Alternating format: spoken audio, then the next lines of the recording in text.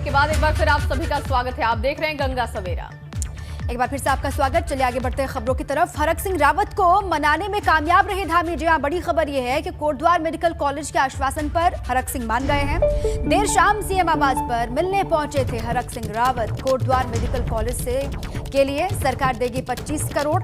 मुलाकात के बाद सीएम धामी को बताया छोटा भाई। अब देखिए, लगातार मनाने की कोशिश हो रही थी। बड़ी खबर यह है कि मान गए हैं हरक सिंह रावत। और शुक्रवार की रात कैबिनेट मंत्री डॉक्टर हरक सिंह रावत की नाराजगी के बाद से डैमेज कंट्रोल में जुटी भाजपा और प्रदेश सरकार को आखिरकार 24 घंटे के बाद शनिवार को कामयाबी मिली। शनिवार को हरक सिंह रावत ने मुख्यमंत्री से मुलाकात की और इस दौरान उनके साथ प्रदेश के मंत्री धन सिंह रावत रहे, विधायक उमेश शर्मा काऊ रहे, जो लगातार डैमेज कंट्रोल कर रहे थे, और इसके साथ ही भाजपा प्रदेश अध्यक्ष मदन कौशिक भी मौजूद रहे, जो दावा करते रहे कि कोई दिक्कत नहीं है, परिवार में मनमुटाव होता है लेकिन किसी बात की नाराजगी नहीं है। कोटद्वार मेडिकल कॉलेज को लेकर नाराज चल रहे हरक सिंह बीते शुक्रवार कैबिनेट की बैठक छोड़ करके चले गए थे। इसके बाद से उनके इस्तीफे की बातें सामने आ रही थी और हरक सिंह रावत ने भी सभी से अपना संपर्क बंद कर रखा था, जिसकी वजह से उनके इस्तीफे और सरकार से जुड़ी नाराजगी को लेकर तरह तरह की बातों का कयास लगाया जा रहा था। लेकिन शनिवार शाम करीब 7 बजे मंत्री हरक सिंह अपने करीबी विधायक उमेश शर्मा काऊ के साथ मुख्यमंत्री पुष्कर सिंह धामी से मिलने उनके आवास पर पहुंचे थे। उसके बाद बात बनी। अब मान गए हैं हरक सिंह रावत। मुख्यमंत्री ने मुझसे वायदा आश्वासन दिया है और ये आज उन्होंने निर्णय लिया है कि कोटद्वार में मेडिकल कॉलेज बनाया जाएगा।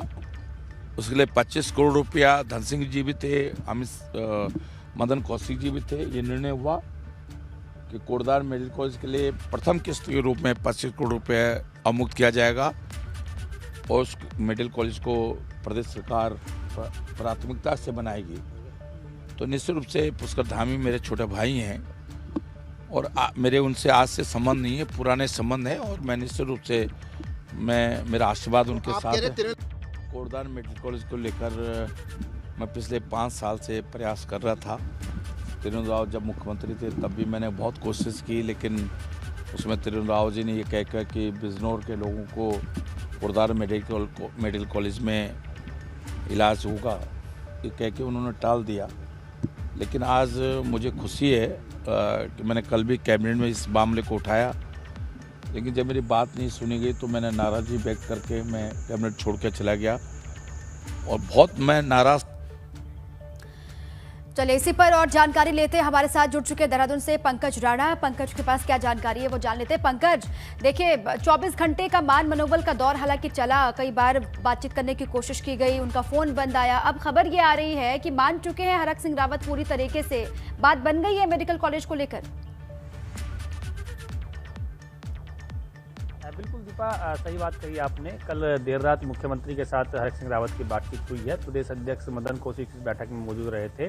काफ़ी लंबी ये बातचीत हुई। तकरीबन 6:30 बजे के करीब हरक सिंह रावत अपने सरकारी आवास से मुख्यमंत्री आवास के लिए गए थे और वहीं पर बैठकर दोनों नेताओं के बीच काफ़ी गहमा गहमी हुई है। कई मुद्दों पर बातचीत हुई है, लेकिन बड़ी बात जो रही है वो जो एक नाराजगी हरक सिंह रावत मेडिकल कॉलेज को लेकर थी, वो नाराजगी अब दूर हो गई है। 25 करोड़ रुपये सरकार ने प्राथमिकता के तौर पर मेडिकल कॉलेज के लिए स्वीकृत करने की बात कही है और ये ऐसी सीधे तौर पर देखा जाए तो जिस तरह से 24 घंटे पूरी तरह से हरक सिंह रावत संपर्क से बाहर रहे, सभी लोगों के, चाहे मीडिया हो या फिर भाजपा के नेता हो या मुख्यमंत्री हो, तमाम नेताओं से संपर्क से बाहर रहे, तो ये एक तरह से प्रेशर पॉलिटिक्स हरक सिंह रावत करना चाहते थे और तमाम तरह से ये कोशिश की गई हरक सिंह रावत को मनाने की। बड़े नेताओं को भी लगाया गया। उमेश शर्मा काऊ जो विधायक थे वो लगातार उनके साथ संपर्क में थे और वो लगातार कोशिश कर रहे थे कि किसी तरह की कोई बात ना हो, क्योंकि देर शाम आते आते ये भी अटकलें शुरू हो गई थी कि हरीश रावत के संपर्क में है वो और वो कांग्रेस ज्वाइन कर सकते हैं। लेकिन शाम को जब वो 6:30 बजे करीब मुख्यमंत्री से मिलने गए तो ये सारी चीज़ें वो पटाख से हो गया और वो अब पूरी तरह से मान गए हैं। उन्होंने खुद कहा है कि उनकी किसी भी तरह की नाराजगी नहीं है। लेकिन दीपा, इन तमाम चीज़ों को देखा जाए, चुनावों से पहले जो ये पूरी तरह से घटनाक्रम उत्तराखंड की राजनीति में हुआ है, इससे कहीं ना कहीं ये साफ तौर पर कहा जा सकता है कि जो अब दूसरे मंत्री और विधायक हैं वो भी इस तरह की प्रेशर पॉलिटिक्स अब कर सकते हैं अपने क्षेत्र में विकास के लिए, क्योंकि कांग्रेस की जो विधायक हैं ममता राकेश भगवानपुर से, उनके पति के नाम पर एक मेडिकल कॉलेज भगवानपुर में बहुत लंबे समय स्वीकृत है है, और वो सरकार नहीं बना रही है हरिद्वार में, क्योंकि ये कहा जा रहा है कि पहले से ही एक मेडिकल कॉलेज है, उस मेडिकल कॉलेज के साथ दूसरा मेडिकल कॉलेज नहीं बनाया जाएगा, क्योंकि सरकार का जो नियम है वो ये है कि एक जिले में एक मेडिकल कॉलेज होगा। पौड़ी जिले में पहले से ही श्रीनगर में एक मेडिकल कॉलेज है, अब कोटद्वार में भी एक दूसरा मेडिकल कॉलेज बनाया जा रहा है। तो कई जगह ऐसी हैं जहां पर विधायकों ने, मंत्रियों ने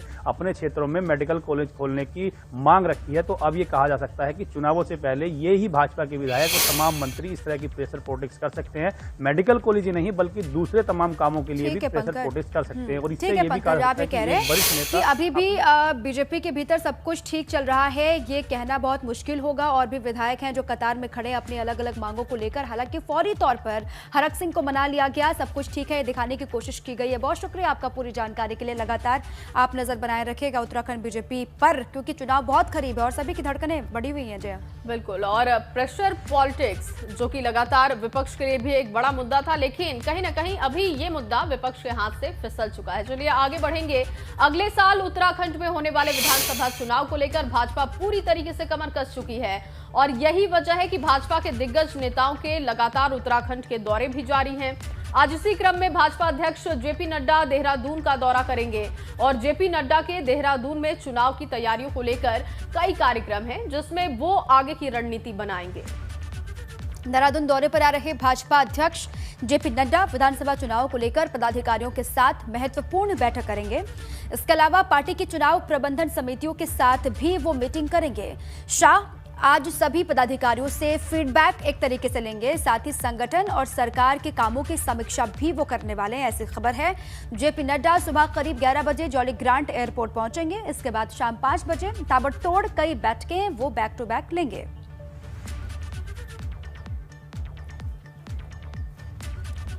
कांग्रेस हाईकमान के खिलाफ 2 दिन पहले बगावत करने वाले उत्तराखंड के पूर्व मुख्यमंत्री हरीश रावत के सुर बदल गए हैं। शुक्रवार को दिल्ली में राहुल गांधी के साथ हुई मीटिंग के बाद रावत के चेहरे पर खुशी दिखाई दी। कांग्रेस हाईकमान ने रावत को आगामी विधानसभा चुनावों में कैंपेन कमेटी का चेयरमैन बनाया है।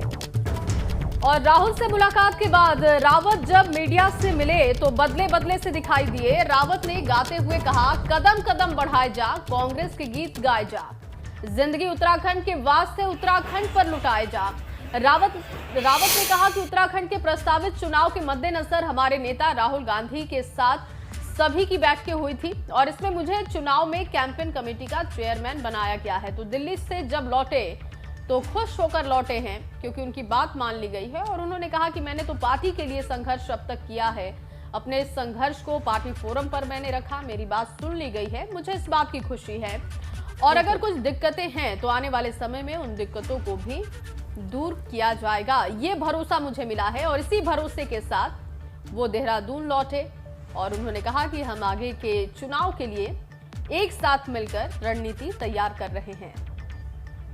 दिल्ली में राहुल गांधी से मुलाकात कर वापस लौटे हरीश रावत का देहरादून में भव्य स्वागत किया गया। तस्वीरें भी आपको दिखा रहे हैं। हरीश रावत के समर्थकों ने जमकर नारेबाजी उनके समर्थन में की, पटाखे वहां पर फोड़े, और इस दौरान मीडिया से मुखातिब होते हुए हरीश रावत ने पार्टी आलाकमान को धन्यवाद दिया।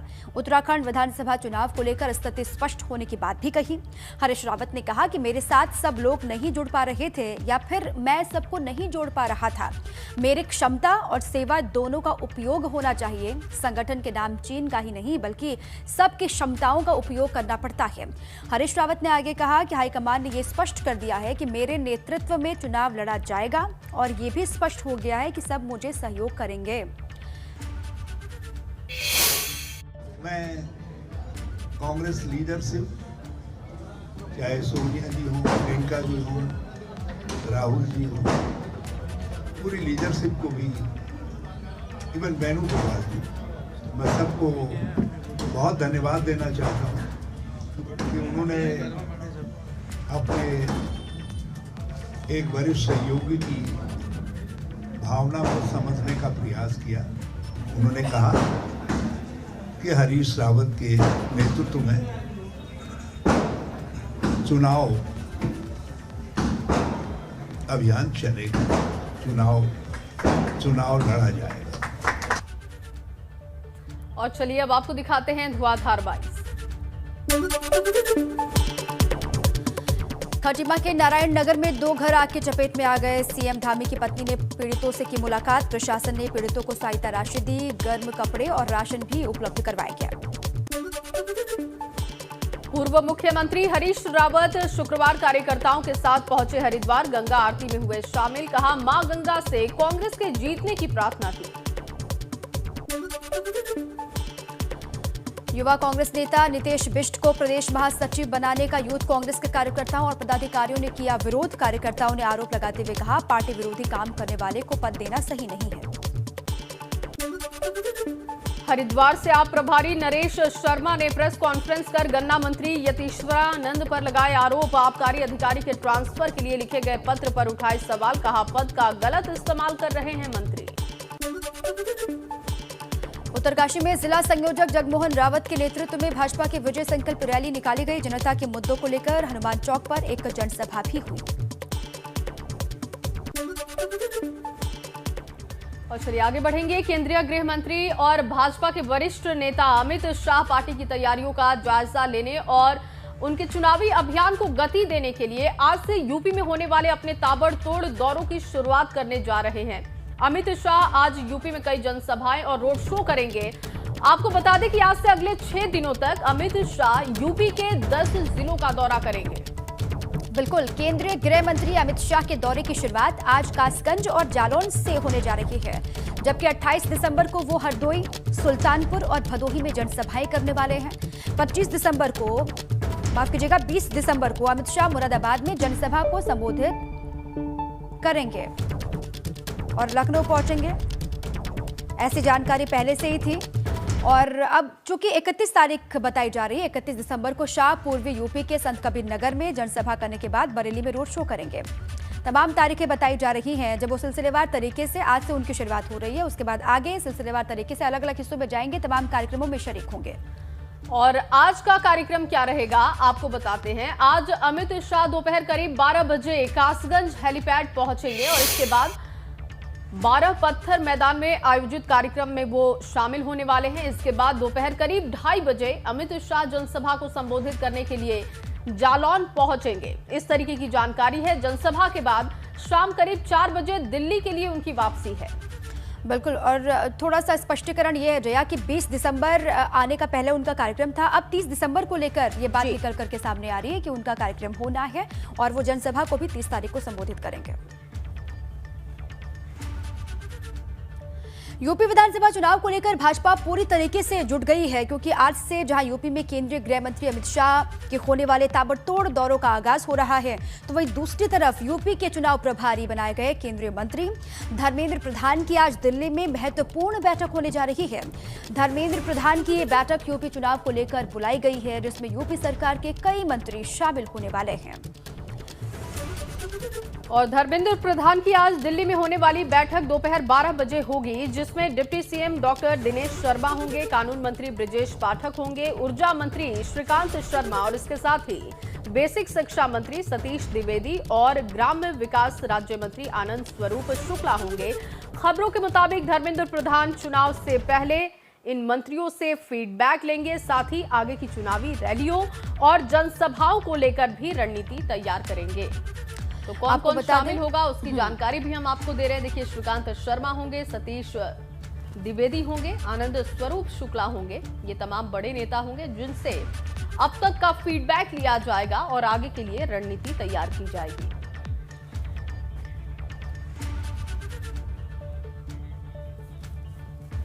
और चलिए दीपा, अब बताते हैं कि यूपी उत्तराखंड पे आज कहां पर कौन नेता पहुंचने वाले हैं, तो इंतजार कीजिए। बिल्कुल, कौन सा दिग्गज कहां पर होगा ये जानना बहुत जरूरी है जया, क्योंकि चुनावी समर है और ये वही वक्त होता है जब नेताजी बहुत ज्यादा बिजी होते हैं, अलग अलग हिस्सों में जाकर के रोड शो जनसभाएं भी वो करते हैं और हो भी क्यों ना चुनाव ही तय करते हैं नेता की किस्मत। Over to you Jaya. जी दीपा, आपको बताएं कि आज बेहद अहम दौरे हैं उत्तर प्रदेश में और सबसे पहला दौरा सीएम योगी आदित्यनाथ का है। सीएम योगी आज प्रयागराज और कौशाम्बी के दौरे पर रहेंगे और प्रयागराज में जहां सीएम गरीबों के लिए बनने वाले फ्लैट का भूमि पूजन करेंगे। बाहुबली अतीक अहमद से खाली कराई गई नजूल की जमीन पर गरीबों के लिए फ्लैट बनेंगे, ये सरकार का प्लान है। तो वहीं कौशाम्बी दौरे पर सीएम योगी कई विकास योजनाओं का शिलान्यास और लोकार्पण करने वाले हैं, तो 2 जगहों का आज मुख्यमंत्री दौरा करेंगे। वहीं दूसरी तरफ आज अमित शाह यूपी के दौरे पर आ रहे हैं और अमित शाह आज जालौन और कासगंज जाएंगे और यहां पर केंद्रीय गृह मंत्री कई जनसभाओं को संबोधित करने वाले हैं। चुनावी सभा ये, और ऐसे में देखना होगा कि किन मुद्दों पर उनका फोकस रहता है। इसके अलावा केंद्रीय रक्षा मंत्री राजनाथ सिंह आज लखनऊ दौरे पर होंगे और यहां वो डिफेंस के एक कार्यक्रम में शिरकत करने वाले हैं और इसमें DRDO लैब की आधारशिला भी रखी जानी है। ये कार्यक्रम है जिसमें रक्षा मंत्री होंगे। इसके अलावा भाजपा अध्यक्ष JP नड्डा का बेहद अहम दौरा है और उत्तराखंड में उनका दौरा है। उत्तराखंड दौरे पर और चलिए आगे बढ़ेंगे। सी वोटर और ABP नेटवर्क के सर्वे में हमने जनता से ये सवाल किया कि यूपी में किस पार्टी को कितने वोट मिलते दिखाई दे रहे हैं, जिसके जवाब में जो आंकड़े सामने आए हैं वो बेहद चौंकाने वाले हैं। सी वोटर और ABP नेटवर्क ने इस दौरान यूपी के हर हिस्से के वोटर के दिल की बात को समझने की कोशिश की है। आप भी देखिए।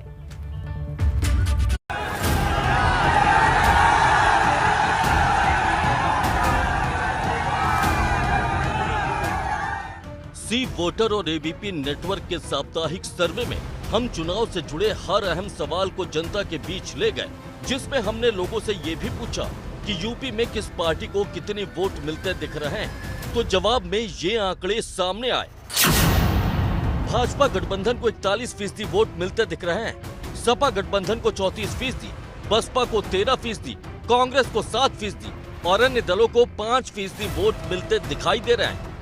वहीं इस दौरान सी वोटर और ABP नेटवर्क ने यूपी के अलग अलग हिस्सों के मतदाताओं का मूड समझने की भी कोशिश की और इस दौरान बुंदेलखंड के लोगों ने जो जवाब दिया उसके मुताबिक बुंदेलखंड में भाजपा गठबंधन को 42%, सपा गठबंधन को 33%, बसपा को 12%, कांग्रेस को 9% और अन्य दलों को 4% वोट मिलते दिखाई दे रहे हैं। अपने सर्वे में सी वोटर और ABP नेटवर्क ने अवध के लोगों के मूड को समझने की भी कोशिश की और अवध के लोगों ने जो जवाब दिया उसके मुताबिक अवध में भाजपा गठबंधन को 43%, सपा गठबंधन को 33%, बसपा को 10%, कांग्रेस को 8% और अन्य दलों को 8% वोट मिलते दिखाई दे रहे हैं। सी वोटर और ABP नेटवर्क ने अपने साप्ताहिक सर्वे में पूर्वांचल के लोगों का मन टटोलने की भी कोशिश की और पूर्वांचल के लोगों ने जो जवाब दिया उसके मुताबिक पूर्वांचल में भाजपा गठबंधन को 40%, सपा गठबंधन को 36%, बसपा को 12%, कांग्रेस को 7% और अन्य दलों को 5% वोट मिलते दिखाई दे रहे हैं। सी वोटर और ABP नेटवर्क ने अपने सर्वे में पश्चिमी यूपी के लोगों से भी बात की और उनसे भी समझने की कोशिश की कि इस वक्त वो किस पार्टी पर भरोसा कर रहे हैं और जनता ने जो जवाब दिया उसके मुताबिक पश्चिमी यूपी में भाजपा गठबंधन को 40%, सपा गठबंधन को 33%, बसपा को 15%, कांग्रेस को 7% और अन्य दलों को 5% वोट मिलते दिखाई दे रहे हैं। सी वोटर और ABP नेटवर्क के सर्वे में फिलहाल यूपी के हर हिस्से में भाजपा को बढ़त मिलती दिख रही है और भाजपा ही सबसे बड़ी पार्टी दिखाई दे रही है। Bureau report, ABP Ganga.